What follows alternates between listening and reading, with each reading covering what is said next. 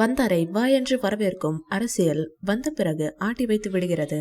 Cinema பிரபலங்கள் பலரும் அரசியலில் வந்து பெரும் புகழை சம்பாதிப்பதையே தனது அடுத்த இலக்காக கொண்டுள்ளனர்.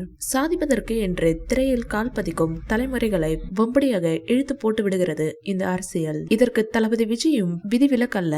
ரொம்ப காலமாக அரசியலுக்கு வருவதை இழுத்தடித்த தளபதி கடந்த சில ஆண்டுகளாக பலமான அச்சாரத்தை போட்டு ஒரு வழியாக தனது கட்சி தமிழக வெற்றி கழகம் என்பதை அதிரடியாக அறிவித்து விட்டார். இதோடு முடிந்து விட்டதா? இனிதானே ஆரம்பிக்க வேண்டும் தனது அரசியல் ஆட்டத்தை. மக்களுக்கு சேவை செய்வதற்கு என்று களத்தில் இறங்கும் நல்ல உள்ளங்களை இந்த அரசியல் நல்லது செய்ய விடுவதில்லை என்பதே உண்மை. நல்லது செய்வதையே அரசியலாக்கி அவர்களை வம்பில் மாட்டி விடுவதும் உண்டு. உதாரணமாக எல்கேஜி திரைப்படத்தில் நாயகனுக்கு உங்களுக்கு எந்த ஸ்பீட் பிடிக்கும் என்ற கேள்வியுடன் சாதாரணமாக ஆரம்பித்து நீங்கள் காவிக்கு சப்போர்ட்டா, வாரிசு அரசியலா, நெப்போட்டிசமா, சூதாட்டமா என சிதித்து நீங்கள் தமிழனே கிடையாது இந்தியனே கிடையாது என்று முத்திரை குத்தி விடுவார்கள். நாம் செய்கின்ற நல்ல செயல் ஒவ்வொன்றுக்கும் கேள்வி கேட்டு அதை ஏண்டா செய்தோம் என்கிற அளவுக்கு உசுப்பேத்தி விடுவது இந்த அரசியல். முதலில் ஜோசப் விஜய் இதை வைத்தே அரசியலாக்கலாம். இரண்டாவதாக என்ன ப்ராப்ளம் வந்தாலும் வாய்ஸ் கொடுக்கணும். நம்ம தலைவர் ஏற்கனவே கம்மன் இருப்பாரு. அவர் கம்மன் இல்லாம ரசிகர்களையும் கம்மன் இருக்க சொல்வாரு.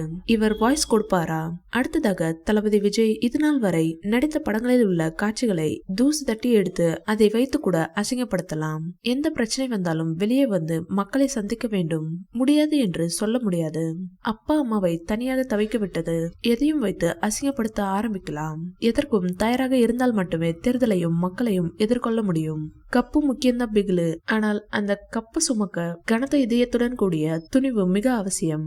முதல்வன் படத்தை போல் ஊழலை ஒழிப்பேன், மக்களுக்கு சேவை செய்வேன் என்று குரல் கொடுக்க போய் கடைசியா என்னையும் அரசியல்வாதியாக ஆக்கிட்டீங்களே என்று அக்மார் அரசியல்வாதியாக ஆகாமல் இருந்தால் சரிதான். மக்கள் பெரும்பாலானோர் தமிழகத்திற்கு மாற்றம் வேண்டும் என வேண்டுவது உண்மையே.